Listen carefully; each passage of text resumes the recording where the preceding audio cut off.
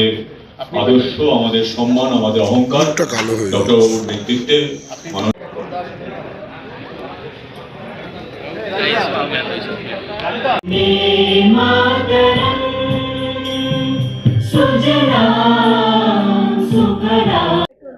ল্যাপেলগুলো দিয়ে দিন ওনাকে।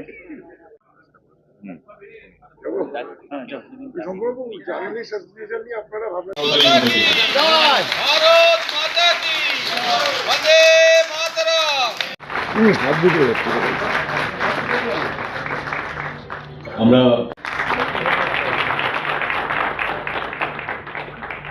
Decision of the Central Core Committee of National BJMTUC, it is hereby announced that today, 24/8/2026, the West Bengal State Committee of the BJMTUC Central Trade Union has been dissolved, and in future the organizational activities will be conducted through a new ad hoc committee. আজকে যে আপনাদের কর্মশালা, সেই কর্মশালার যে লক্ষ্যমাত্রা আপনি ঠিক করেছেন এবং যাতে এই কর্মীরা বা আপনাদের যে শ্রমিক সংগঠনের যারা নতুন সদস্য তাদেরকে কি বার্তা দিচ্ছেন? আমাদের শ্রমিক সংগঠনের পক্ষ থেকে ধারাবাহিক প্রশিক্ষণ শিবির হয় এই কারণেই শ্রমজীবী মানুষ তাদের যে ট্রেড ইউনিয়নের মধ্যে যুক্ত হয়ে কাজ করতে গেলে কিভাবে তারা কাজ করবে, কিভাবে ট্রেড ইউনিয়ন রেজিস্ট্রেশন করবে, ট্রেড ইউনিয়নের মূল নীতি আদর্শ কি আছে সেইগুলো জানা এবং শেখা, সেই শেখার মধ্য দিয়ে তারা ট্রেড ইউনিয়ন পরিচালনা করে। এই কারণেই আমাদের আজকের এই প্রশিক্ষণ শিবির। আমরা এই প্রশিক্ষণ শিবিরের মধ্য দিয়ে আমরা বার্তা দিতে চাই, দীর্ঘ দিন তথা বামফ্রন্টের 34 বছরের দুর্নীতি, অপশাসন আর 15 বছর তৃণমূল কংগ্রেসের নেতৃত্বাধীন একটা স্বৈরাচারী সরকার স্বাভাবিকভাবেই প্রায় 50 বছর এই বাংলায় জঙ্গল রাজে পরিণত হয়েছিল। সেই জঙ্গল রাজকে জাতীয়তাবাদী মানুষ ভারতীয় জনতা পার্টিকে পশ্চিমবাংলায় ক্ষমতায় এনেছে। ভারতীয় জনতা পার্টির মাধ্যমে পশ্চিমবাংলার সেই জঙ্গল রাজকে পরিষ্কার করা হবে। সেই পরিষ্কার করার জন্য, সাফাই করার জন্য ভারতীয় জনতা পার্টি যে উদ্যোগ নিয়েছে সেইটাকে আরো বেশি শক্তিশালী করার জন্য আমরা আমাদের ভারতীয় জনতা মজদুর ট্রেড ইউনিয়ন কাউন্সিল বিজিএমটিসির পক্ষ থেকে ভারতীয় জনতা পার্টিকে একদম সম্পূর্ণরূপে সাপোর্ট, সমর্থন, তাদের এই সাফাই কাজ সাকসেসফুল করার জন্য আমরা অগ্রণী ভূমিকা পালন। সাফাই কাজ সাকসেস করতে গিয়ে দেখা যাচ্ছে হকার্স উচ্ছেদ, এবং কি আপনারা শ্রমিক সংগঠন এই হকার্স উচ্ছেদ যেটা হচ্ছে সেটা সম্পর্কে কি বলবেন? হকার উচ্ছেদ যে বিষয়টা আছে সেটাও এক প্রকারের জঙ্গল রাজে পরিণত হয়েছিল। কারণ এই যে হকার, তারা রেলের জায়গার উপরে তাদের নিজের বাবার পৈতৃক সম্পত্তির মতো মনে করে তারা সেখানে ভোগ করছিল। জায়গাটা সরকারের জায়গায় তুমি একটা ব্যবসা করবে, বাণিজ্য করবে, সরকারের কাছ থেকে পারমিশন নাও। সরকারের কাছ থেকে পারমিশন নেওয়ার জন্য তাদের পদ্ধতি আছে, তাদের নিয়ম আছে, সেই নিয়ম বিধি মেনে নিয়ে তোমরা কাজ করো। তারা সেটা না করে অবৈধভাবে ব্যবসা করছে। সেই কারণে সরকার সক্রিয় হয়েছে, সরকার সক্রিয়তার মধ্য দিয়ে এটা করেছে।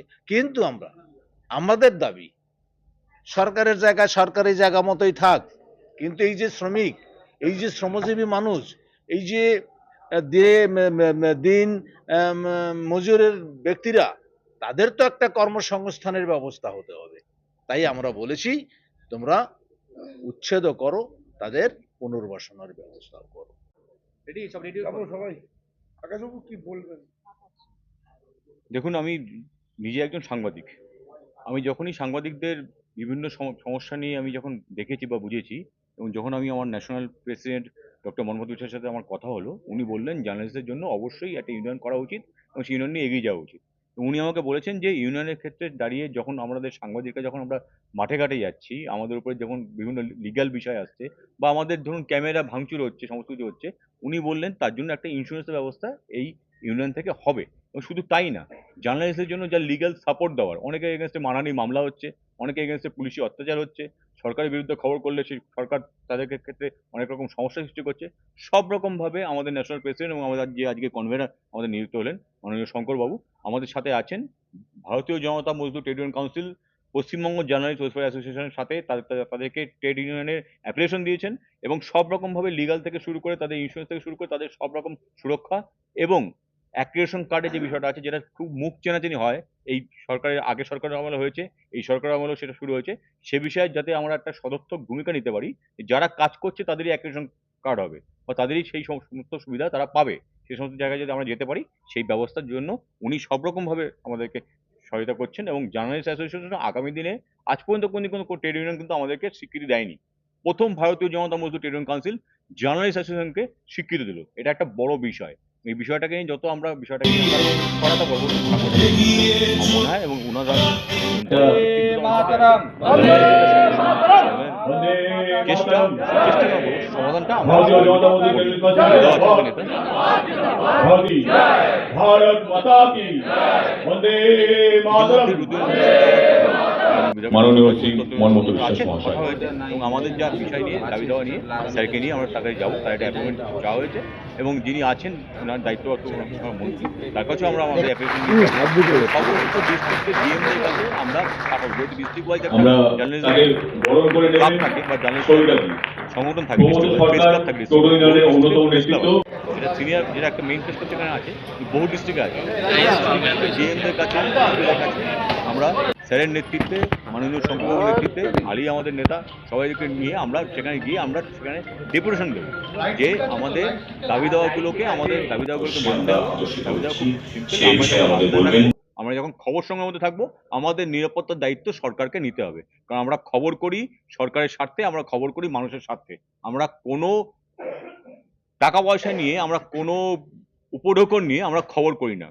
আমরা খবর করি বলেই মানুষ জানতে পারে যে সারা রাজ্যে কি হচ্ছে, সরকার কিভাবে চলছে, সরকারের উন্নতি যেমন দেখাবো আমরা সরকারের অবনতিও আমরা কথা বলবো, আমরা নিরপেক্ষভাবে কথা বলবো। জানেন ধরুন অ্যাক্রিডিটেশনের ব্যাপারে সদর্থক ভূমিকা রাজ্য সরকার গ্রহণ করলো, তারপরে আপনারা কিভাবে ডিস্ট্রিক্ট থেকে বিবেচনা করবেন? সেটা কার হাতে অবশ্যই দায়িত্ব দেবেন? সেটা অবশ্যই এই পরিকল্পনা কি করেছেন তো? না, এখন সেভাবে পরিকল্পনা হয়নি, কিন্তু যে ফর্ম আসবে সেই ফর্ম আসার পরে আমাদের মাননীয় ন্যাশনাল প্রেসিডেন্ট তিনি কথা বলবেন সংশ্লিষ্ট দপ্তরের সাথে এবং তারপর ডিস্ট্রিক্ট ওয়াইজ যারা আছে সেখানকার নিশ্চয়ই সিনিয়র সাংবাদিকরা আছেন তাদেরকে নিয়ে বসে কথা বলে সেখানে অ্যাক্টিভ ফর্ম আমরা দেবো।